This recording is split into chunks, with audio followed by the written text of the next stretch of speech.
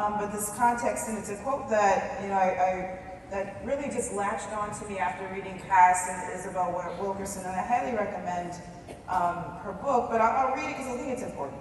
Many people may rightly say, I had nothing to do with how this all started. I had nothing to do with the sins of the past. My ancestors never attacked indigenous people, never owned slaves. And yes, not one of us was here when this house was built. Our immediate ancestors may have had nothing to do with it, but we're here, and the current occupants of a property with stress cracks and bowed walls and fissures built into the foundation. We are the heirs to whatever is right or wrong with it, and we did not erect the uneven pillars or joists, but they're ours to deal with now. And I think this is the reality to me of what binds us all into this space and into this work. It is here, and what I see happening, especially post the public murder of George Floyd, the exposure of inequities and people now paying attention to them, and people have been doing this work for many, many years. We see lots of pledges and lots of commitments that are made, lots of programs that are evolving all across the country. We see competencies trying to be created, but the challenge, which is a great opportunity, great in many ways. The challenge is that they're desperate, they're different, we're not aligned.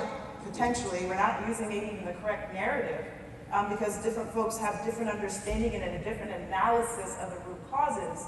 And we're just operating in silos. And I think that doesn't offer us the ability to have the impact that we need to have at this moment in time.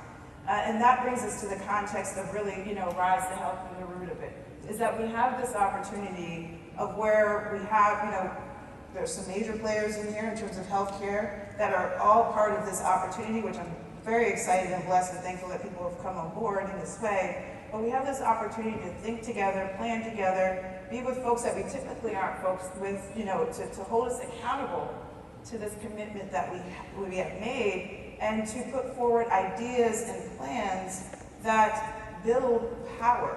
Power, when I say power, is the ability to have more people together to commit to an action to really drive change. And I don't think, when we look at history and we look at transformation,